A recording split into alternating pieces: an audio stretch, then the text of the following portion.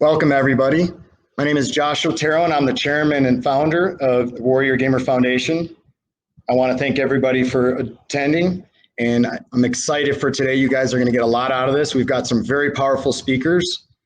But first, I just want to introduce the foundation and give a little background on why we started this. The Warrior GMR Foundation was really started to bring communities together. So what I wanted to do was, I'm a big fan of the military, and obviously in my profession, I'm in the gaming and esports space. So I wanted to bring the two together to really develop social emotional skills, leadership skills, team building skills. So what we do is we pair gamers with vets and active duty to engage in meaningful interactive play, teaching leadership skills, coping skills, having fun, giving a sense of purpose. So this is, and we've got a lot of programs that we're working on that we're going to introduce over the next 12 and 18 months. But today, I want you to enjoy this Brain Health Summit. You're going to get a lot out of it. And I want any and all info, any questions that anybody has. We have a chat. Please feel free to write us. We'll answer immediately. And you're just get ready for a great day. What I want to do is I'm going to introduce my vice chairman, Philip. And he's going to kind of give a little bit of background on the ethos of the Warrior GMR Foundation, as well as rugby, and how the two come together and how gaming and rugby kind of fit together. So it's my pleasure to introduce our vice chairman, Phil Klevorick. Thank you, Josh. I'm going to adjust my head. No, sorry, I'll adjust the screen. So hi, everybody. My name is Phil Klevorick. I'm the CEO and co-founder of the Rugby Foundation, and also, as Josh was mentioning, vice chair of the Warrior GMR Foundation. It's my pleasure to be a part of this for a lot of reasons. Josh and I met probably about a year and a half or so ago to talk about esports and how rugby can be combined. And I know it's a very unique way of looking at things, but looking and assessing what the ethos of rugby and the values and character development, including the discipline, respect, integrity, passion, solidarity, mentorship, as well as leadership. We look at the idea of the physical capabilities, the physical, mental. We're all about inclusionary aspects in the sport. So in our world, it doesn't matter what your physical capabilities are, because there's always a position for people to be playing in a sport. It's Title IX compliant, which is another value thing, because ultimately it's irrelevant to what gender you're associated with. The age group we start is very young, and also builds into that whole idea of sportsmanship and within a ethos. So when we're bringing things together, I was looking at esports as one of those up and coming sports where there's a lot of engagement opportunities, and looking at ways to either build the rugby community around and exposing the community who may not be aware what the word rugby is or what the game is about, but also looking at ways of how rugby can be symbiotic in supporting esports. So when we're looking at people competing, shaking hands, being respectful, all that stuff, being a team player, and being involved in a lot more aspects of off the game platform. So after you've done a game, you go hang out with your mates and go hang out with your friends and be really, really in engagement. One thing that Josh touched on, I think is really, really important, is to me, esports is very valuable when it comes to mental health and mental preparation. And that's really important for us as well, because under our salute to services pillar, as an example, we look at being engagement to our police, fire, and military as well. So I thank you for being a part of this, and I'm going to turn it back over to Joshua. Love to have more discussion about this later on. Thank you, Phil. Yes, like Phil said, our focus is really on mental health, improving mental health, brain health, and then ultimately suicide prevention. What I'd like to do next is introduce our executive director, Kevin Wallace. I'm going to bring him up to the stage now. Disabled right now, Josh.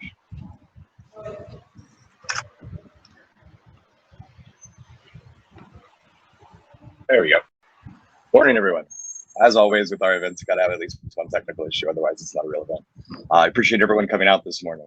As we touched on, the Warrior GMR Foundation is here to be a guiding beacon in this space for not only social and emotional learning, but also providing intergenerational connection and activity for our younger active duty members, all the way up to some of our retired veteran members. We're looking forward today to discussing many different topics, ranging from how the brain works to ways that we've taken gaming and applied it to our futures, ways it's changed people's lives, and how it's affected the next generation as they come about. We'll also dive deep into what communities come out of the gaming and military backgrounds and ways that the Warrior Gamer is being intricately interwoven amongst those communities. Look forward to having all of you ask any questions you have in the chat today. We'll be putting out a few polls. There's also a Q&A section that we'll be doing for each one of the panels. So please sit back, enjoy, and listen to our wonderful presenters we have this morning. Thank you, Kevin. And I want to announce or introduce Ian and Russ Laney. They are part of our foundation. They are here. We won't be seeing video of them, but I just want to acknowledge them and say thank you for being a part of this and really helping put all this together. So with that said, next what I want to do is play a quick video of a gentleman by the name, he goes by Godku, and then I'm going to bring us back in.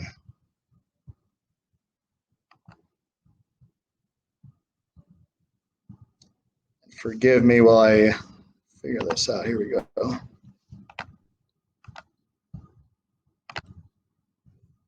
Okay. Depression's rough, man. Depression's rough. I've been through it. I'm still going through it. It doesn't just go away if you get that certain job or if you make more money. It doesn't go away like that. You got to truly work on it. And I'll tell you this right now. The people going through the darkness, going through that hurt, the darkness shows true perspective on happiness. So use it. Use what you're going through now to grow from it. Grow from it and become a better person. And you'll gain those perspectives. And perspective is everything in life. Having different perspectives is everything. And once you truly go through depression, once you truly know what depression feels like, and once you get out of it and you get to somewhat some happiness, you can appreciate happiness. You can appreciate it for what it is, for the little things, walking down the street, for waking up every day, for being able to eat some food. Little things like that, that shows you true perspective, man. And I promise you guys, I know it's hard, and I know it's easy for me to tell you, keep pushing. I've been there. People have told me, hey, keep pushing. It's hard. When you're in the darkness, you're going through that hard stuff, it's a lot easier to say than to do. But I promise you, it's so worth it to do. I promise you, I promise you, I promise you. So please keep pushing. And one thing, reach out. Talk about your feelings. Don't be afraid. Reach out and talk to people, please. It's worth it, man. Happiness, it's available to everyone. And it takes time and it takes effort to get happy sometimes, which sucks. But I promise you, the effort that it takes to get there, it's so worth it in the end. And I know right now going through some rough stuff, I promise you, once you get out of it, you're going to be happy you went through it. You're going to be happy because you're going to have those experiences to grow off of and use for the future. And just like I said earlier, that perspective, you'll gain perspective. And like I said, perspective is everything. It's everything. And it opens your eyes up. It opens your mind up. So please use that. Use it for power. And please reach out and talk to people. Please, man. Being depressed is okay. Being sad is okay. You know what's not okay? Keeping it into yourself. So please reach out, talk to loved ones. Reach out to me. If you don't got any loved ones to talk to, I'll be your fucking loved one. I love you. Come talk to me. I'll show you the love. I'll give you any advice I have. I've talked to so many people. Please, please, please reach out. It's not worth it to be by yourself. I love you. Smile on and try your best, man.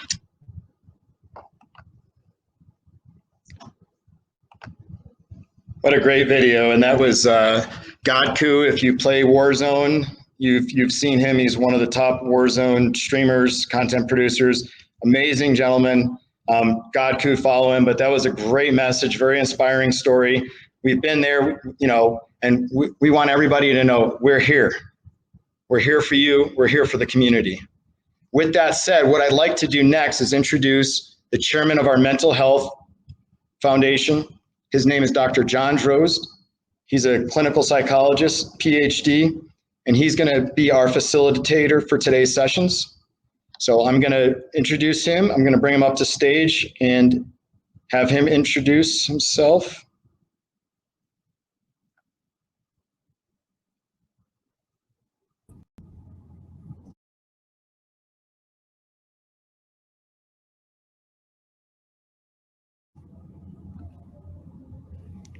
Thank you, Josh, and thank you, everyone.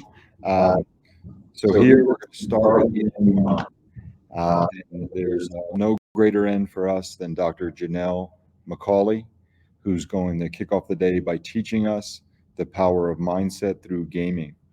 Now, Dr. Jannell is a combat veteran who served 20 years in the U.S. Air Force as a pilot, commander, special operators consultant, and professionalism instructor. With her innovative leadership style, she was the first leader to introduce mindfulness as a proactive performance strategy within the U.S. military. She continues to consult with the DoD, the DOJ, and corporate America, delivering keynotes and high-performance warrior mindset training called the Warrior's Edge, which she developed with Pete Carroll of the Seattle Seahawks and Dr. Michael Gervais.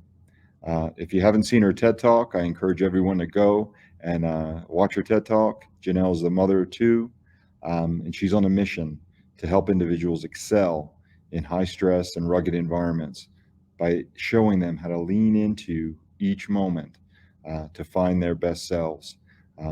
So it is my honor and privilege to introduce Dr. Jannell MacAulay, our warrior gamer. Thanks so much, JD, for the introduction. I'm really excited to be here with everybody, and I look forward to chatting this hour about building a warrior gamer mindset and what that means. I'm going to share my screen real quick and we'll get started.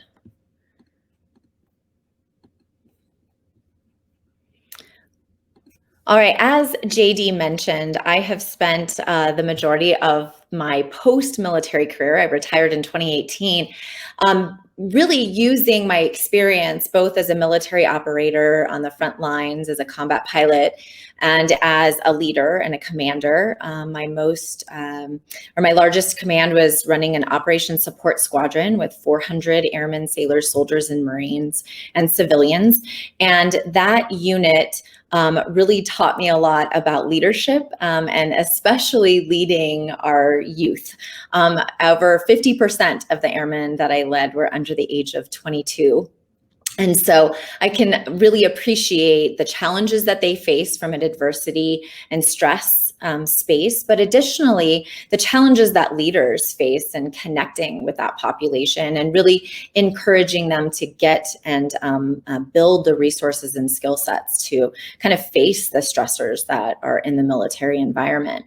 So that's really what I'm going to kind of dive in and talk about today. Some of the things that I think we need to pay attention to with respect to our youth and how our minds work, and then the things that we can do as a community and what I found to be very successful, especially in the military world. And while a lot of the things that I talk about and the research that I did in getting my PhD is kind of nascent in the military space, I think that it's very promising as we kind of like head toward the future and really kind of meet our young people where they're at and also provide them and kind of bridge that gap in the tools that they need.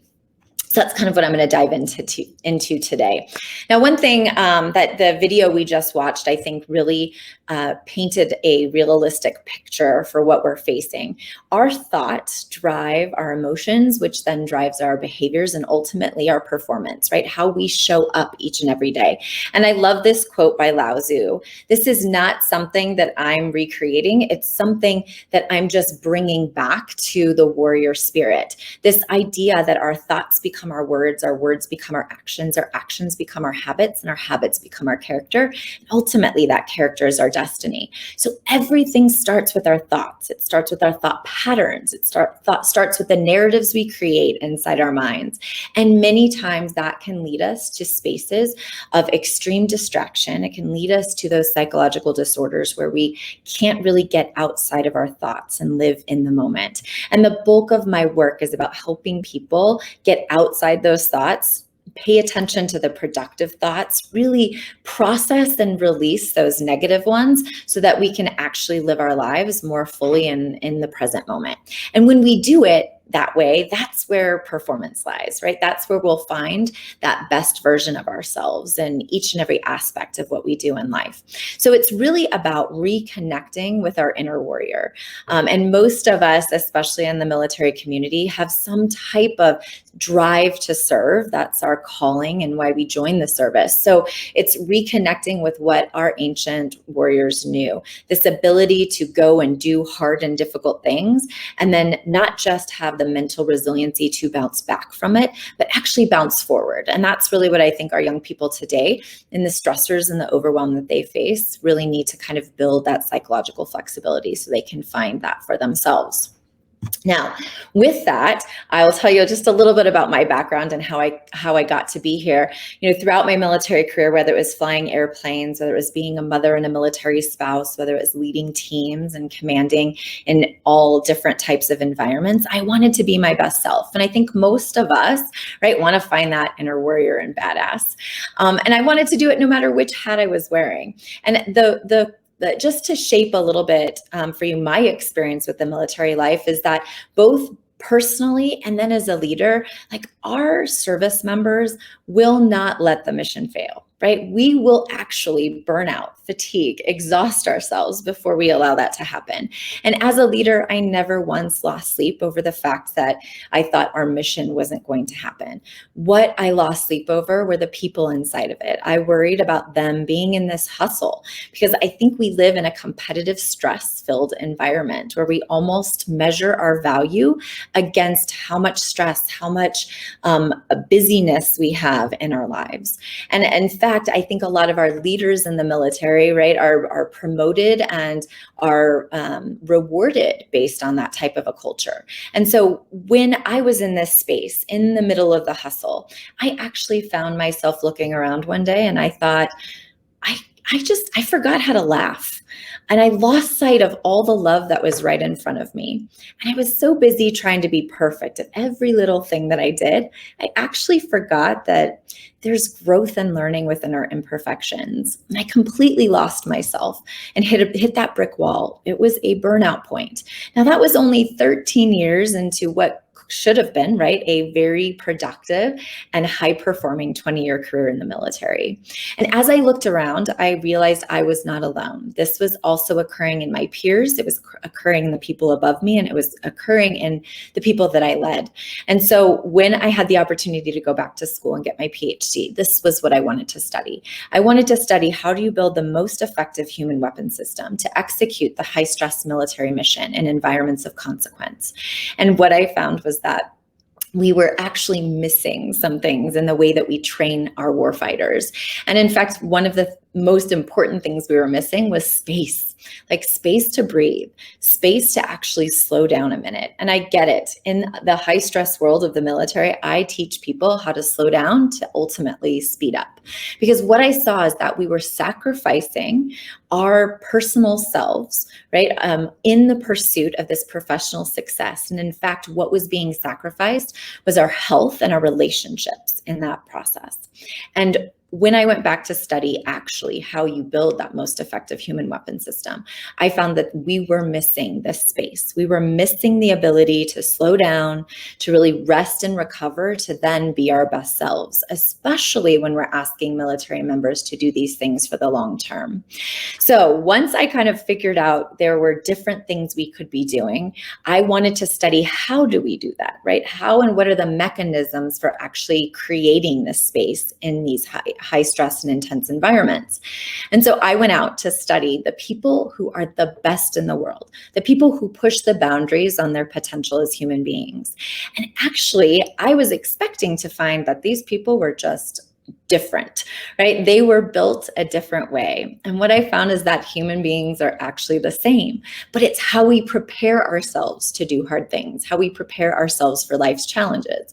Now, many of the people you see on your screen right now, they were pushing the boundaries in these different ways, a lot in physical activity. I also studied CEOs of companies who were able to maintain those levels of leadership for the long term, as well as military operators in different spaces. And I found actually one common thread, that they invest in training their minds. Now, this is something that is not part of our culture today, right? If I were to tell you, hold up, before I continue my briefing, I'm going to do a couple mental push-ups to prepare myself for the stress I'm facing as I give this brief, it sounds a little crazy. But if I was about to go run a race, or I was about to go do a power lift, and I said, hey, I'm going to do some physical push-ups before I do it, no one would bat an eye. That's because we train our craft and our bodies in a very normal way, in the way that we kind of have developed our cultural understanding of what makes us our best selves. But what I found in this space of performance is that we can actually train three things: the body, the craft, and the mind. And for too many years, I think we have negated this formalized and deliberate way of thinking about how we prepare ourselves for challenging environments. And if we are not training all three of these things, we actually are missing out on our opportunity to be our best. And when we're talking about the military, we cannot afford to not be our best, when actually we have near peers out in the world today that are very threatening to our domination in a lot of our military spaces.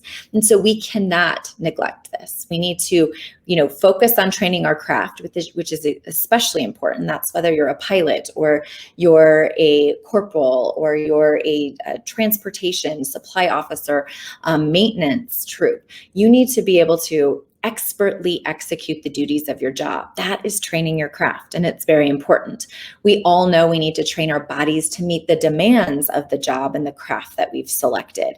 And then we need to actually train our minds so that we're prepared for the challenges associated with that. And so I'm not saying that we need to neglect the other two. I am just saying and making an argument for the fact that we need to incorporate and include training of our minds in an equal way that we do for the other two parts. And that is something that is definitely unfamiliar. Just to make an analogy, if you were to ask someone about 40 years ago, or tell someone, hey, I'm going to go for a jog, they would have said, why, is someone chasing you? It would have seemed like a really odd idea to go running or jogging, right? It was not a thing. And so I think, through time, we actually had science and research that studied the human body and realized, hey, physical activity is actually good for us. And it can do so many things: change our flexibility, our agility, our strength, our endurance, change our body circumference, right? And our body mass. So it became a thing that then everybody did, right? Jogging became kind of a cultural phenomenon. And that's why there's no question today that we need to train our bodies. However, I get that we're kind of in this next evolution of how we see performance and how we see ourselves as human beings, really putting ourselves out there to be our best. And training our minds and doing mental push-ups may seem a little strange, but hopefully I'm going to make a case here that we absolutely need to focus on it. And it's not just for our military members. I really, truly believe this is for everyone, based on the levels of stress and distraction we experience in our lives.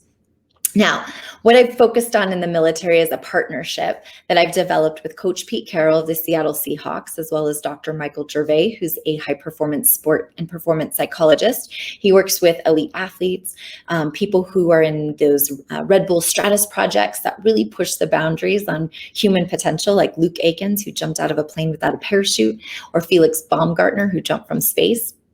All of these people who are really there to truly find the edges of their best selves, which is, I think, something that people who operate in environments where lives are on the line, like the military, first responders, law enforcement, really truly need to find a focus.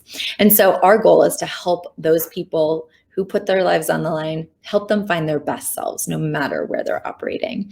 And so with that, we have developed a course which we've called Warrior's Edge. And what Warrior's Edge is it's a high performance mindset training course that really creates and fills that gap where we have mind and craft, or body and craft training.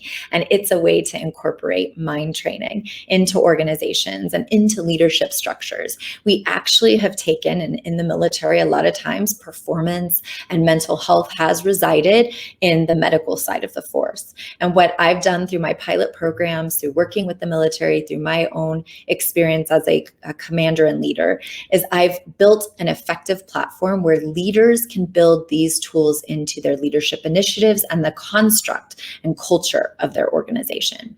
So that's really what Warrior's Edge does. And we offer both live training as well as a digital platform that's self-paced to teach important and vital mindset skills.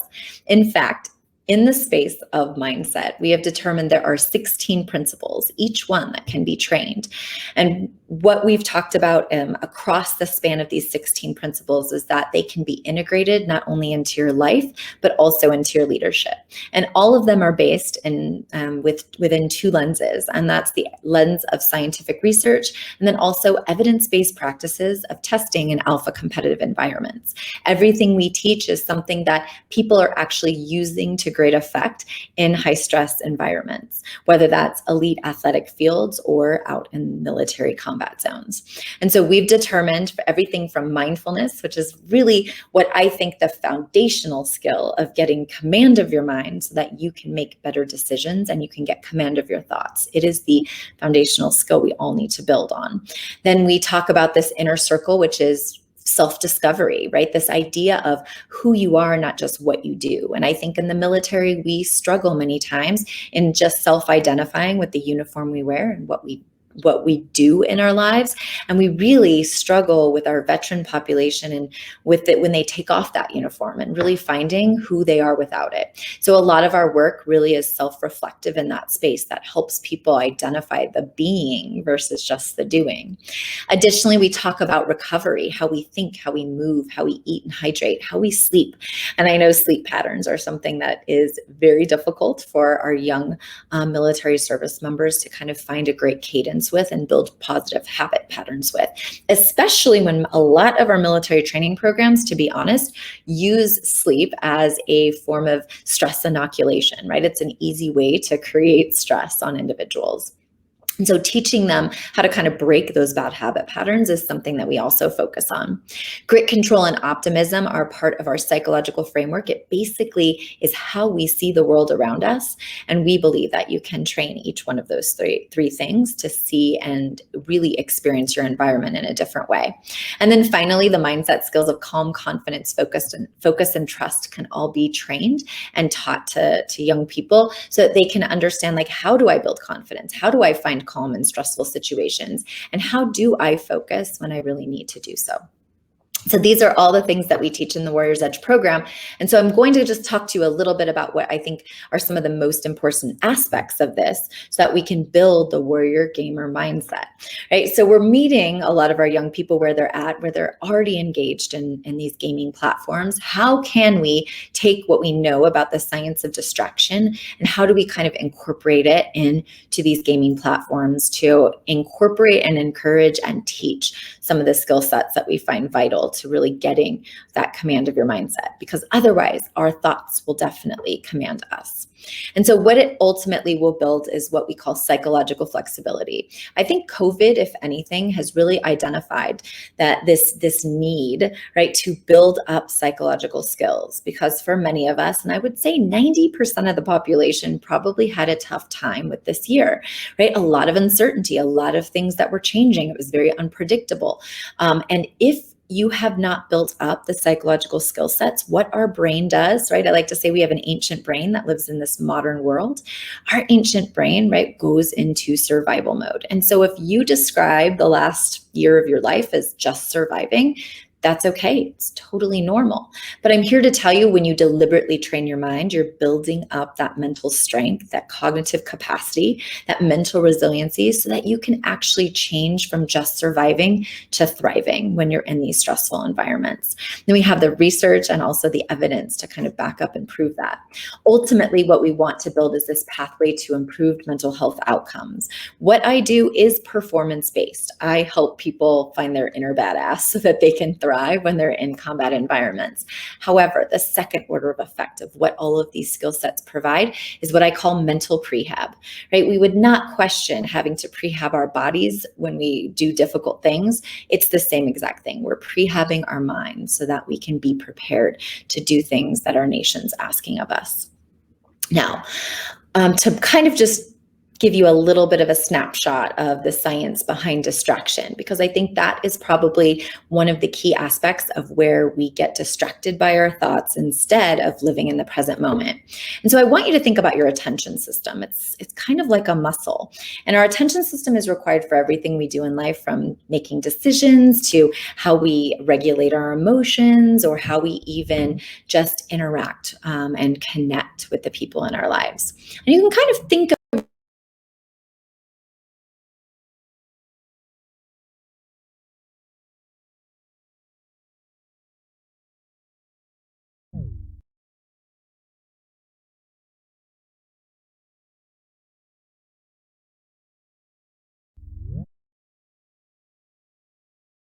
And some of our psychological disorders occur when we have maybe like our flashlight goes back and forth too quickly, or the flashlight gets stuck internally, and we just cannot see what is happening right in front of us. We cannot gain that perspective.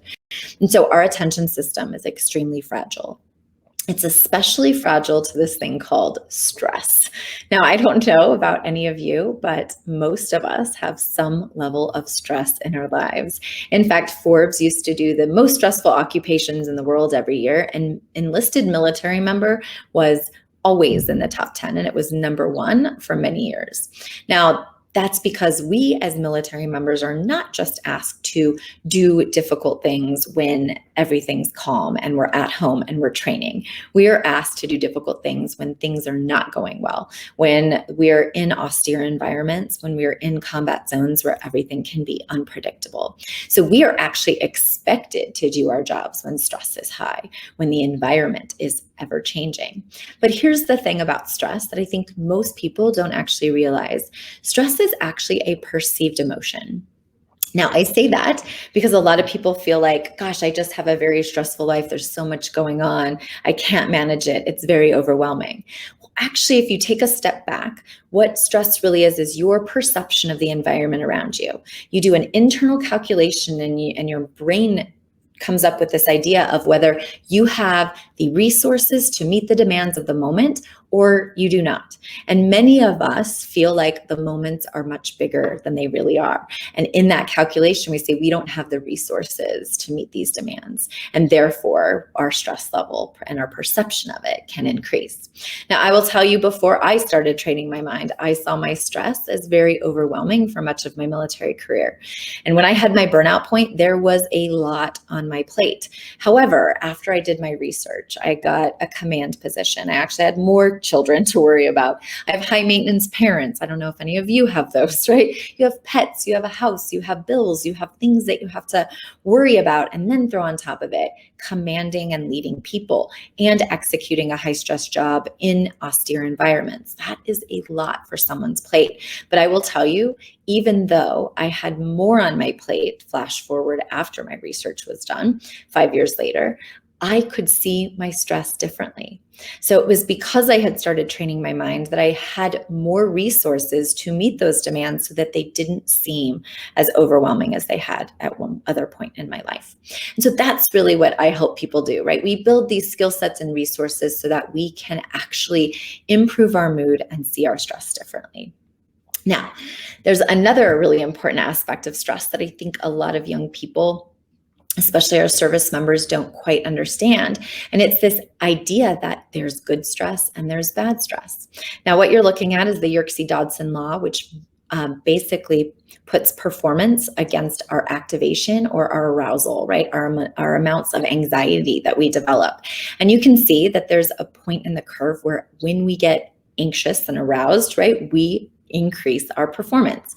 That side of the curve is actually known as eustress. That's the stress to get your edge, the good stuff, the stuff that we want when we're in high stress environments. Now, there is a point on this curve where we get too much activation and anxiety, and then we fall into what's called distress. That's the space where actually we make poor decisions. We make more emotional decisions instead of rational ones, which we would make on the eustress side of this curve. And ultimately, our performance starts degrading. Now, I think many of us have found ourselves in a situation where we feel the physiological sensations of stress, right? Our stress response gets activated. You feel your heart start racing. Maybe you get butterflies in your stomach, sweaty palms, hair stands on the back of your neck, right? You feel like you can't quite think clearly. Now, that is your body's response to some type of stressful stimuli in your environment. Well, what we have found in those situations is that that's just the beginning sensations of even some eustress happening. And what most of us do, especially many of our young people, is we immediately say to ourselves, this is my body telling me I'm nervous. I can't do this. This moment's too big for me. And as soon as we create those types of thought patterns, we actually push ourselves into distress. We get too much anxiety and arousal. And so therefore, we find ourselves in one of those very stressful situations where we maybe can't manage it appropriately. What if instead we had a new relationship with how we understood this curve, how we understood what those physiological sensations meant, and instead of telling ourselves, I'm nervous when we first feel those sensations, we say, this is just my body telling me I'm about to do something meaningful. I'm about to do something that's important to me where the outcome matters, therefore I'm activated. But I'm ready and I'm prepared. And that just flip of a switch in how our thought patterns happen in real time can affect where we fall on the stress curve. We can more likely stay into eustress instead of automatically falling into distress. And so how we understand and bring awareness to this mechanism, I think, is very valuable and important to young people. In fact, when I first took command, I taught all of my airmen about their stress curve. I taught them all about what those physiological sensations mean. And then we came up with a phrase that we called go to the cloud. And what that meant is when you felt those sensations rise, I wanted everyone to take one step back, take 2 deep breaths, and then think rationally about what is happening in that moment, right? Flip that flashlight into the present moment instead of into the thought patterns that might take us into distress. And ideally, where we want to go on this curve is right there at the 5, which in elite athletic circles, they call that the razor's edge. And I call it, for military circles, I call it the warrior's edge. It's the space where you have the maximum amount of eustress and no detrimental distress to actually degrade your performance. So it's all about finding that 5, finding that warrior's edge, and building up tools and resources, one of which is the language we use with ourselves in stressful moments to kind of keep ourselves on the eustress side of this curve. Now, this can be very difficult because I like to think of our minds kind of like an iPod, right? Or I guess we don't really have iPods today, but our phones and the music system, right? So we can think productively in fast forward. That's where we plan for the future, which is a very important concept of using our minds. We can also think in rewind, which is kind of reflecting, right? And learning from the past. But what happens when we're under stress is instead of productively thinking about the future, we start catastrophizing, going through many what if scenarios. I like to say that the majority of the catastrophes you will experience in your lifetime will only happen inside your head. They will feel very real because our minds are powerful. In fact, they are fantastic at mental time travel. But these catastrophes are not real, right? They will dominate our thought patterns for many, many days and weeks at times. And they're not a productive place for our mind to go. Additionally, when we're under stress, when we think in rewind, we stop self-reflecting and we actually start ruminating and regretting. That's where, like, you might wake up in the morning and you get a pit in your stomach about something that happened yesterday. You may have no control over it, but it's still going to sit with you. And it's going to affect the 1,440 minutes or 86,400 seconds of your day, right? You may want to have a great mindset. You may want to be positive, but those worries and stressors will drag you from the present moment onto the iPod inside your mind, and you'll kind of hover in this catastrophizing and rumination space. So what if we could just live more on the play button, get our minds trained, which I will argue we must do in order to keep them on the play button. And we must train them because there's this concept called mind wandering that occurs. And the most recent research will tell us that we mind wander almost half of our waking moments. That means 46.9% of your day, you are not thinking or paying attention to what's going on in front of you. Your mind and that flashlight are actually flipped inward on that iPod. And then because of high levels of stress, what we found is that when we mind wander, we don't think about pleasant things. We actually think about our worries and stressors. We think about unhappy things. And as the video showed in the beginning, right? Happiness is so important. But the reason why many of us are not happy is because at face value, the research tells us half of our waking moments, we think about unhappy things, right? It dominates our thought patterns.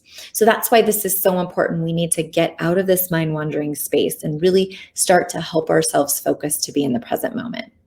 Now, in this space of physical exercise, which I gave you the analogy in the beginning, in today's world, there are hundreds of thousands of published articles to tell you what types of exercise to do, how to exercise, and then the benefits. Now, in this space of mental performance skills, although it's rooted in ancient traditions, the research is actually very nascent. So there maybe are just over 1,000 articles in this space. And the good news is, right, our brains can change. It's called neuroplasticity. And the even better news is that I've read all the articles for you. So I will tell you that the most prominent exercise and training we can do for our minds is mindfulness. Now, maybe some of you have heard of mindfulness, but really what it is I kind of equate it to doing mental push-ups. It actually is training your attention system to live more and longer on the play button, right? So when our mind gets distracted and that flashlight turns away from the present moment, when we practice mindfulness, it's an exercise that strengthens that muscle of attention, builds mental agility and flexibility so that we can be on the play button, especially when we need to be on the play button in high stress environments and moments. And it's not about, when I was a combat pilot, it wouldn't be like, I'm in a combat situation, I need to practice my mindfulness right now. That's not how it works. Just like physical push-ups, I would have to do my mental push-ups ahead of time so that when I'm in those moments, I have a resource and a tool to pull from to actually be in the present moment. And it wasn't about taking multiple deep breaths. It could even just be a single deep breath to train my mind to get back on the play button. So that's really what I teach people how to do. I teach them how to use these mental push-ups as the foundational skill set of really gaining awareness of our stress curve and then really building a space for us to sit on the play button instead of that iPod inside our minds. Now, one of the ways that we found inside mindfulness research is across the spectrum, right? It has healed people's psoriasis and improved their relationships and done a whole host of other things in between. And the reason why I think that it's been so effective at improving people's physical fitness, improving sleep quality, decreasing emotional eating, improving our connection with each other as human beings is because I think it addresses that ancient brain that I mentioned that lives in this modern world. And it helps us make more rational decisions across our behaviors instead of the emotional ones. We operate more in eustress instead of distress. We operate from a rational space where we actually think through our decisions instead of rapidly grabbing the Monster drink and the Snickers bar and saying, this is actually a good idea to have for my lunch and my sustenance for this 10-hour flight I'm about to jump on. It gives us the opportunity to slow down. It gives us the opportunity to see more perspective in our life and evaluate our stress differently. So in the space of military populations, we've actually found some really compelling mindfulness research that it can basically protect our brains against the experiencing degradations we find in with psychological and emotional trauma. So for example, a study was done on soldiers who are about to deploy for a year. And what they found was the pre-deployment interval, which is about 9 weeks time period before they left on their deployment. They were finding that when these military members were given mindfulness training, they had no associated cognitive decline before their departure, meaning that it provided like a protection for their brains because pre-deployment time intervals are very stressful. You're worried about the job you're about to do. You're going through all your pre-deployment training. You're worried about leaving your family behind. You're trying to take care of them. And so we were actually finding that a cognitive decline in that time period, so that our soldiers were leaving on their deployments not in a high state of cognitive functioning. And so when we were giving them mindfulness interventions, and this is not just a one time mindfulness training program, it was actually repetitively practicing it across the 9-week period, we were finding that mindfulness training was protecting their brains from that decline. And then additionally, in just everyday stress, not a pre-deployment interval, we were finding that mindfulness and practicing and consistency across a time period can actually improve our cognitive functioning. That means decreased mind wandering, improved mental performance, improved working memory capacity, improved mood, and actually a decrease in what we see as our stress level. Right, so that's very compelling research. But additionally, I like to really talk about some performance-based mindfulness programs that have really demonstrated that in high stress occupations like fighter pilots and explosive ordnance techs, we're finding that when they were given mindfulness training, their ability to react to high stress environments, whether it's a perceived threat in a fighter or whether it's going out and diffusing a bomb in a high stress scenario, we were seeing performance benefits based on those mindfulness interventions. Now, it's not just research. We actually also have evidence-based practices, many in the field of sport, that allow us to really equate that mindfulness and mental skills training can prove highly beneficial. The Seattle Seahawks with Coach Pete Carroll have been really the first NFL team to really lead a charge in this idea of mental skills training their body, craft, and mind for the tasks at hand. Additionally, I know we have a lot of rugby players that are part of our team here today, and the New Zealand All Blacks actually have the highest professional winning average in all of professional sports. And part of their culture has always been this idea of mental skills training and always trying to be not just their best today, but their best every day, right? Every day they show up. They actually have a lot of concepts that you can kind of read about from their haka routine that they do at the start of the game, right? Getting everybody in the same mindset of like, we're here to do a job, to be present, and to be on the field, right? Yes, it intimidates their opponents, but it's also a mental skill and tactic to get your brain where it needs to be to do difficult and challenging things. And when you do it together, that's what we're finding from a lot of these organizations and teams, is that it provides, right, a high performing space where all individuals can thrive. All right, so hopefully I kind of made a case for you to at least be curious about like what mindfulness can do, the dangers that are associated with living in today's world with stress and distraction, and then how mindfulness can be kind of an antidote for that. And so there's different ways I think we can integrate, and I work with military leaders and members to really teach them how to do their mental push-ups in a very consistent and deliberate way to start training their minds. And I think we can do the same thing in the gaming industry. There are ways that we can incorporate teaching breathwork and mindfulness techniques, right, really inside the gaming platforms to really encourage and create space for us to kind of develop these skill sets, because our airmen that are playing games are the same airmen that we're asking to do difficult and challenging things in combat zones. So if we can kind of teach and integrate these skill sets into the platforms they're already using, and then also teach our military leaders to kind of emphasize and consistently create space for them in the workplace, I think we can really create a new generation of young people who are higher performing, who are emotionally regulated, more focused, right? I see their stress in a different way and ultimately find the happiness I think we're all looking for. One technique for doing that is through a mindful minute. Now, this is an easy way to incorporate some mental push-ups into your everyday life. So we're going to kind of talk about a few ways that we can do a mindful minute. And in fact, I'm not going to let you guys out of this presentation without doing a mindful minute with me as well.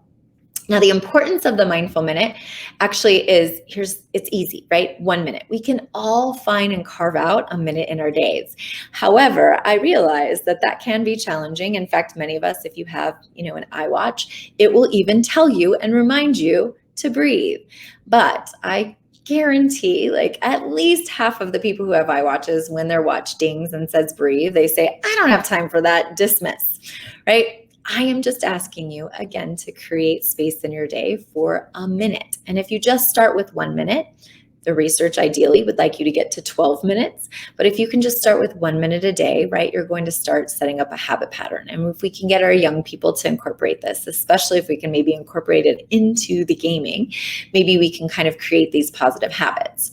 Now, here's the thing about even finding a minute. How often do we sit in line somewhere, or do we sit and wait in a waiting room, or we're at the checkout counter, or we're at a red light, and we automatically, without awareness is the key part, grab our phones and start scrolling.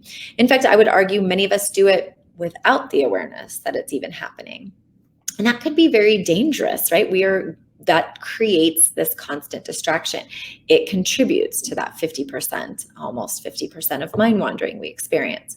So first thing is building awareness around it. And so I hope now the next time you sit at a red light and you start reaching for your phone, you'll remember, Dr. MacAulay told me I was going to do that. Instead, maybe I'll just take some deep breaths, or when you're in line at the grocery store. So it's really simple and easy to do. A mindful minute just takes, right, just like I said, a minute.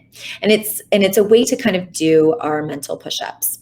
So we're going to try one together, so I can kind of teach you a technique for how you can visualize that attention system strengthening as we kind of breathe.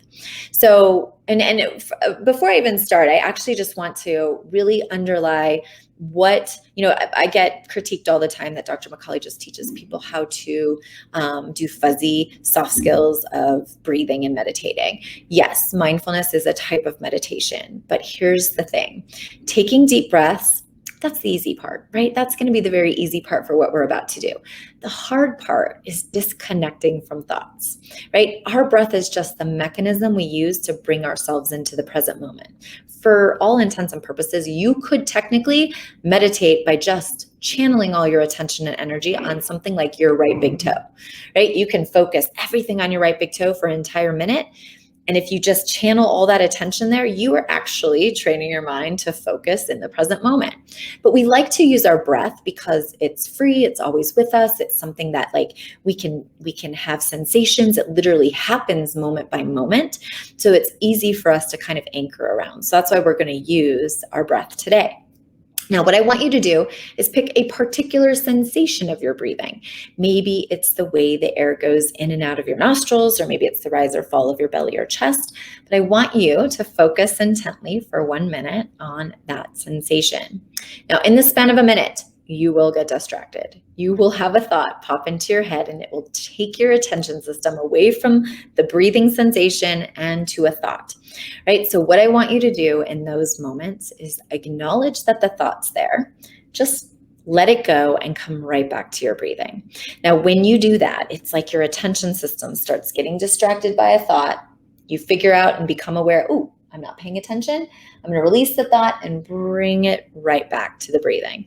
And then you're going to focus. You're probably going to lose your attention again and come right back. Every time you get distracted and refocus, that is a mental push-up, strengthening your attention system to live more on the play button. All right, ready to try this together?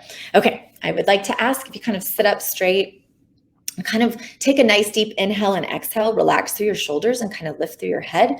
You can keep your eyes open or closed, whatever is most comfortable for you. However, if you do keep your eyes open, I would ask that you maybe channel your attention down the bridge of your nose to a point 3 or 4 feet in front of you, just to limit visual distractions. All right, one more inhale and exhale, relaxing through your shoulders. Ready? And begin.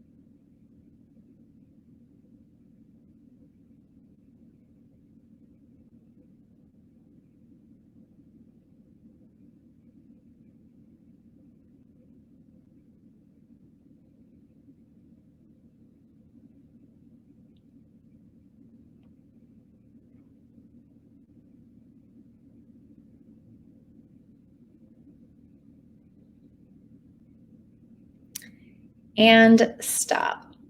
All right, that was your first mindful minute. How many push-ups did you do? Maybe you did 2 or 3, maybe you did 5, maybe you did 60. It's totally cool if you did 60. Maybe your mind even wandered and said, this is the longest minute ever, right? Many times we get uncomfortable when we pause and stop. And actually, that is what I'm trying to ask many people to do today. Get a little uncomfortable. Start to train what is known as our parasympathetic system, our rest and recovery and relax system, the one that many military members do not know how to engage. And maybe if we start talking about these topics, integrating these skill sets into our gaming industry, we can start teaching people from the beginning that our parasympathetic system is not something to be afraid of. In fact, it is very necessary and very important, ultimately in this space of being a badass and a high performer. All right, so that was kind of your mindful minute. Again, many of us, when we start to integrate these exercises, will kind of find like, I'm doing this wrong. I don't know if I'm doing it right. The best thing you can do is just keep going. Keep trying these mindful minutes. Keep trying to take those opportunities where space is created. Maybe while you're even gaming, when the scene resets or it's uploading something, just think to yourself, I'm just going to take 2 deep breaths right now. I'm going to take 2 deep breaths right in this space, because I know that there's a whole host of benefits for starting and experiencing this new skill set. Now, there's different ways that we can breathe. And so integrating these different skill sets, I think, are very important, because different breathing works for different people. And so the single point breathing was what I just taught you, that idea of anchoring on a single sensation of your breath and then coming back to it with those mental push-ups. But you can also use a count for breathing. Many people find it less distracting to really be counting, right? They're less likely to get distracted by thoughts when they have that kind of count and that cadence. So there's 2 other types of breathing that I'm going to kind of introduce you to, so you can kind of try it and experience it on your own, maybe when you do your next mindful minute. Another technique is called box breathing. Now, box breathing is where we're going to use a count of 4 in a box, right? To kind of count and produce an inhale and an exhale. And what that really means is that we're going to inhale for a count of 4, hold for a count of 4, exhale for a count of 4, hold for a count of 4, in a repeating box pattern. So once again, that's inhale for 4, hold for 4, exhale for 4, hold for 4. And you kind of repeat that. And by counting each one of those 4 spaces, it can help you really keep your attention system focused in the moment. Now, another technique that I really like to teach individuals is called 4-8 breathing. That means that you inhale for a count of 4 and then you elongate your exhale with a count of 8. Now, what I really like about this technique of breathing is that it is actually rooted in that ancient brain, right? And so if you can kind of think about when our ancestors' stress response would get triggered, right? And they were kind of going into distress, what would happen is that they would be running from, say, a danger, something like a saber-toothed tiger, right? That fight, flight, or freeze mode. And so when they would choose to flee or even fight, right, what would happen is that all those sensations would come up. Actually, all of the blood would rush to our big muscle groups, the things that would require us to do that physical activity to either fight or flee. And it would slow down some of those rest and digest type of mechanisms. What would happen, though, is as soon as our ancestors got to safety, or say the fight was over, they ran away and got to a safe place, they would immediately take a nice deep breath, like a sigh. I'm safe. And what has been created via our mind-body connection through our vagus nerve is that we have signaled and connected an elongated exhale with the signal of safety, a signal of calm. So the more we kind of practice this idea of a 4-8 breath, inhaling for 4, exhaling for 8, when we're in one of those stressful situations, when we find ourselves on the curve going toward distress, we may be able to take a very long 8-count exhale and automatically trigger calm in that mind-body connection. So you can see how all of these things kind of work together to really keep us either at our 5, our razor's edge, that warrior's edge, or toward our eustress side, more than distress, because that actually is not a way to operate. And unfortunately, many of us operate in a constant state of distress, which is what leads to a lot of chronic illnesses that we experience. So it's beneficial not only for our performance, not only for our overall mental health, but our overall well-being. So the next time you try a mindful minute, maybe you can try the single point breathing again, or maybe the box breathing or the 4-8 breathing. But remember, you have to practice this in order for it to be available to you in times of stress, right? It's not something that we do in those moments. It's something we do to prepare for those moments. All right. So that's kind of one technique and skill set I just wanted to introduce and share as one example of many. And I know I don't have tons of time with you today, but one example of many that we can work to teach and maybe potentially work to integrate into the world of gaming. Now, there are many benefits of gaming. And so while some people might say, well, isn't gaming in and of itself a distraction? And in some ways, right, our digital devices, right, they create a dopamine response, which can be good, but they can also create that addiction. So I think there has to be some type of like limitations and boundaries and healthy things that we set with the way that we experience gaming. And I think integrating some of these mindset skills into the gaming industry, into the gaming communities can be a way, right? Because we're not going to get rid of gaming, right? This is something that actually has benefits. People find community, people find connection, people find a sense of belonging and also a sense of purpose many times in these spaces. So it's kind of meeting where we're at and also making sure that we're integrating some positive coping mechanisms for how we deal with stress, right? Just escaping to games can be a coping mechanism, but I think it's incomplete without also addressing some of these ways that we can train our minds within those platforms.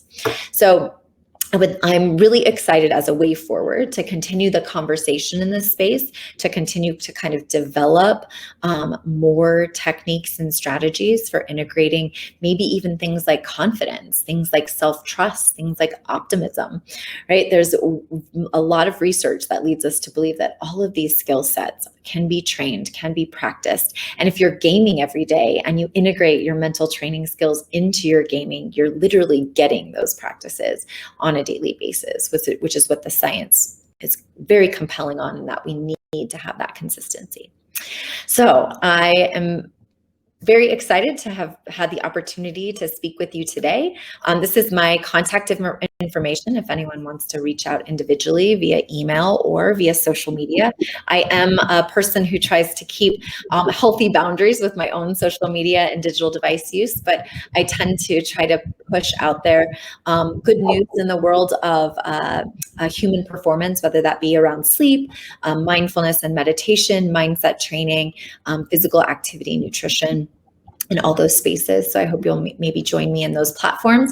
Additionally, if you want to learn more about some of the research that I built upon from today, a lot of it can be found in findingmastery.net, which is Dr. Michael Gervais. His podcast. He interviews a lot of the people that I researched around the space of how do you become a high performer and what are the common threads in how they train themselves mentally to excel in those environments. So that's another way you can find out more. And then compete2create.net/Warriors Edge. You can find out more about our Warriors Edge program or via my personal website. But it has been a pleasure, and I'm happy to answer anybody's questions that are out there. If anybody has questions, please put them in the chat, and then Dr. MacAulay will answer them.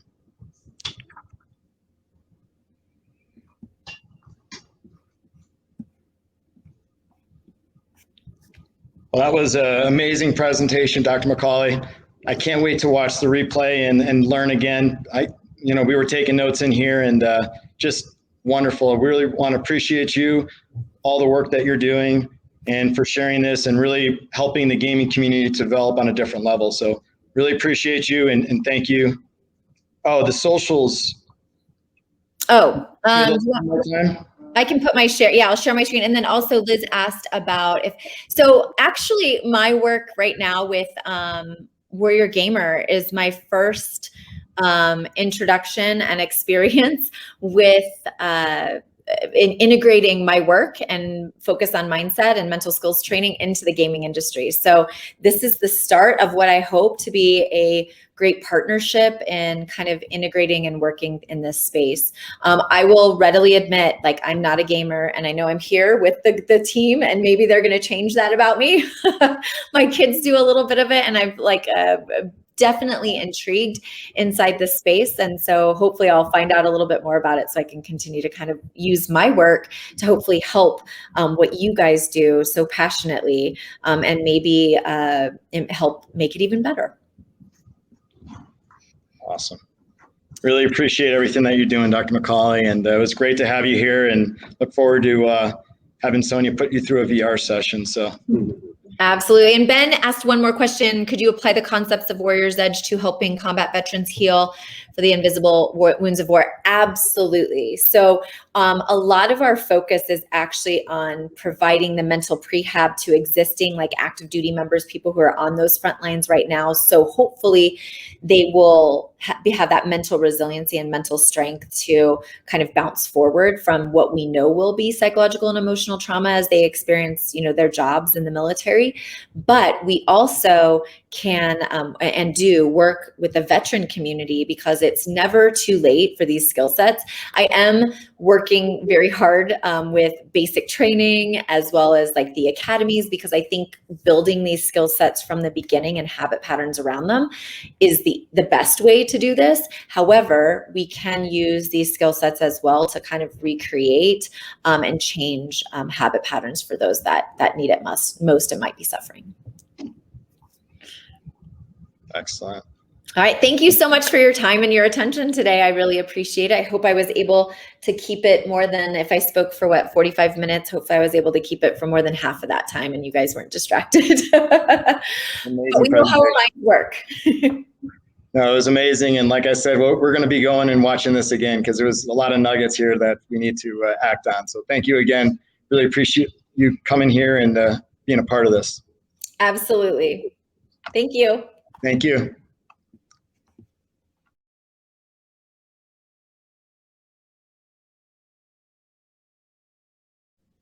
So everybody, we have a special guest here today.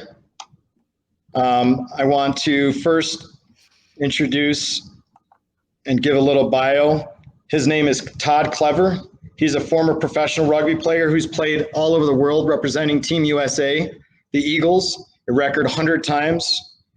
Since retiring, he's changed focus off the field to help rugby business. He's also working with a few companies as a brand ambassador, living a well-balanced lifestyle with tons of outdoor activities, family time, and keep him busy. He's also teaches the rugby ethos, which is something that we embody as an organization. It's a pretty powerful, and I want you to hear his story. He's recently inducted into the USA Rugby Hall of Fame. So if you're a rugby fan, you've known him, you've seen him, because he's an amazing person. So I'm going to turn it over to Todd Klevorick.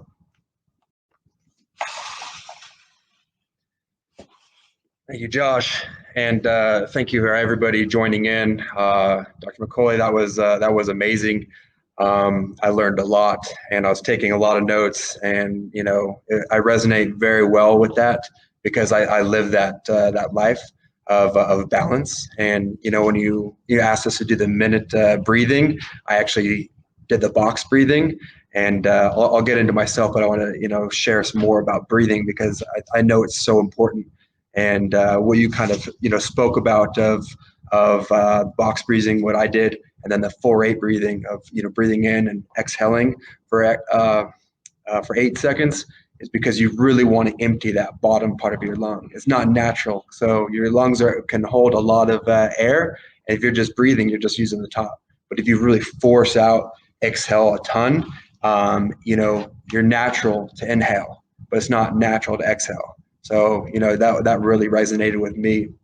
Again, on that balanced lifestyle of sleep, hydration, and exercise. We're now with the technology and the mindfulness of knowing it is sleep. You can actually rate your sleep, get a sleep score. Hydration, you can know your hydration levels, exercise. You have your watch or you have your phone that counts your steps. So all those sort of things, I look and find out, because I'm a competitive person and competitive nature. I want to make sure that, I am what Doctor was saying was the All Blacks. Am I the best today? Am I better? Am I going to be better tomorrow? Because you're only as good as your slowest one, and the goal is to be better every day. And that's smarter. That's more fit. That's everything else. And it's a race against time and energy. So I just wanted to sort of say thank you for that, and again, thank you. For myself, I'm a former professional rugby player. I had a very fortunate long career of playing top level rugby for 15 years, all over the world, which is great, including New Zealand, South Africa, Japan, England. Those were all homes, and then traveling to another 30 plus countries for tournaments or games.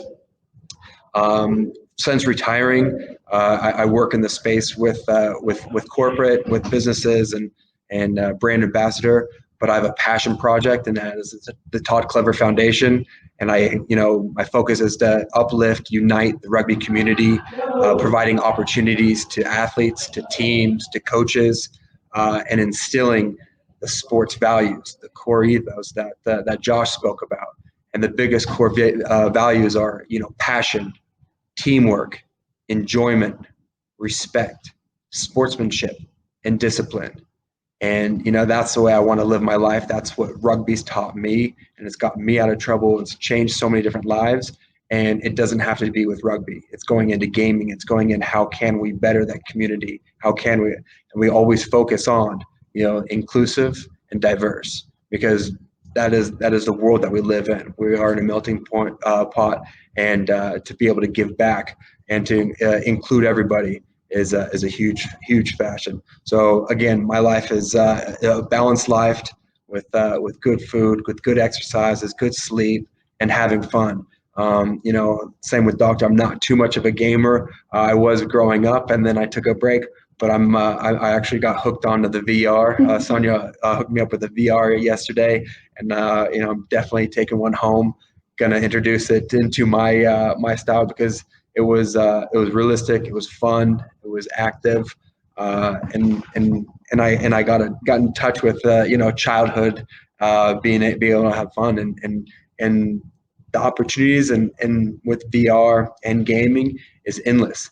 And I'm a student, I'm always learning, but for that to have that balance of gaming to real life, to nature, to all these sort of things that I'm learning along the way with this group of the Warrior Gamer Foundation and everything else.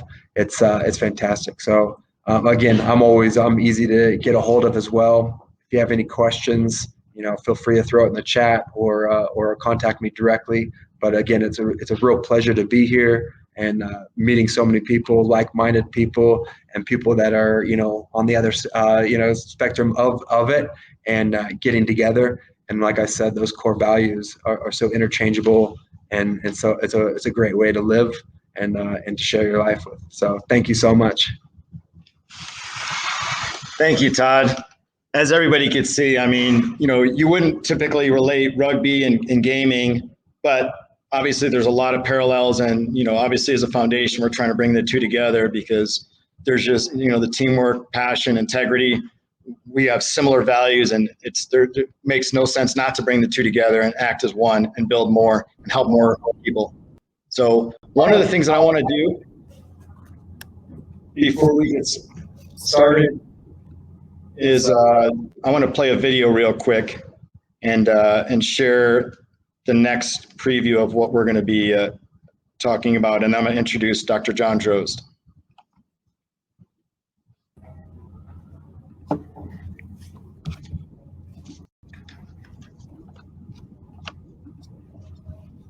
Thank you, Josh. I'm just absolutely in awe, so honored to be sort of here in the presence of my heroes, Dr. MacAulay and Todd. Just incredible influences on sort of my life and setting the direction forward. So I just thank you both just so much for your energy and your passion. And we Warrior Gamer, we're building a life-enhancing network, and we're honored to be partnering with Klevorick Now, Klevorick uses AI technology to deliver real-time, smart, virtual data. We're going to meet Klevorick through this video, and then we're going to hear from Ashlyn Prendergast. She's the Director of Partner Engagement, to introduce us to Bella, who's part of the Life team. So, Josh, if you can play the video.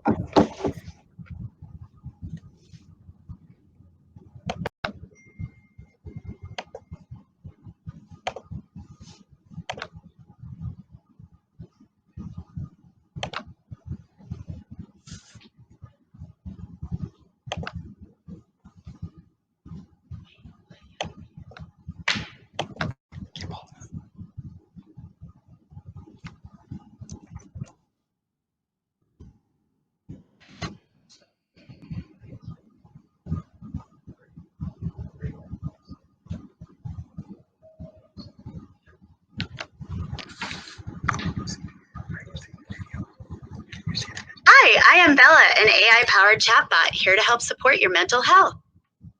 You can reach out to me 24/7, 365 days of the year. I specialize in helping you with anxiety and depression. I offer a listening ear, teach coping techniques, and provide self-help content. Our conversations are always anonymous, and you can start, stop, and pick back up our conversation at any time. Let's chat.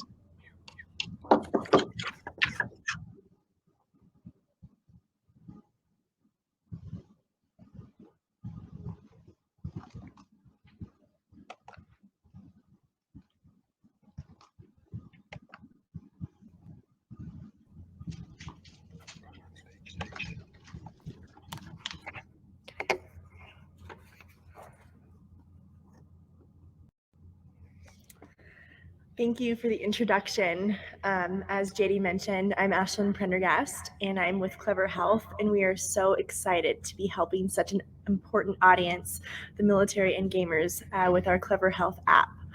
So one of the most important call-outs, obviously from that video you just watched, was the mental health chatbot we call Bella.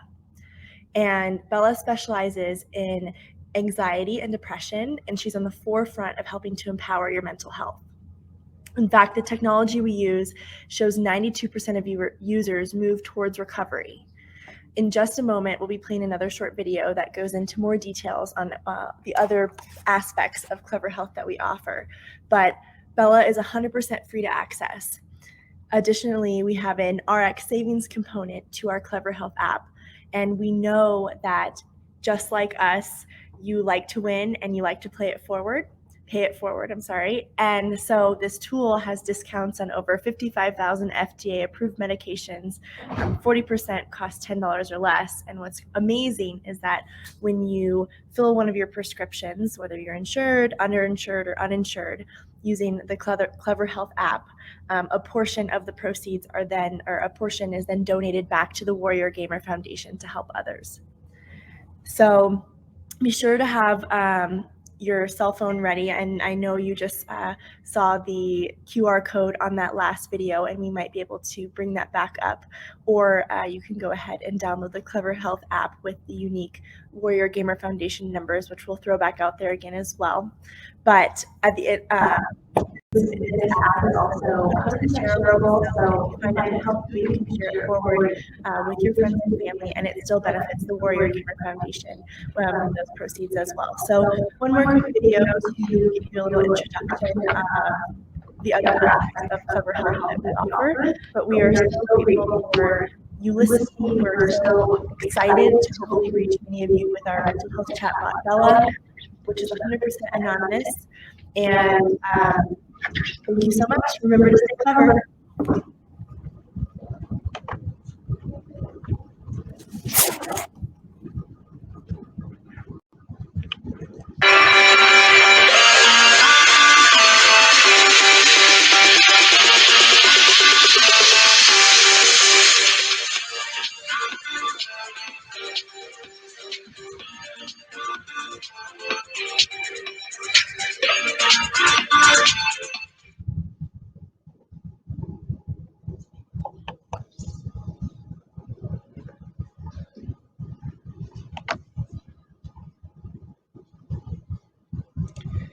And now I'm going to turn over to Dr. John Drozd to introduce our next speaker.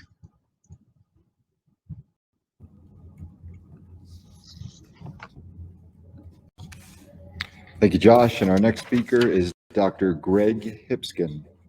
And Dr. Greg is a nationally recognized nuclear and behavioral neurologist who specializes in the diagnosis and treatment of traumatic and toxic brain injuries.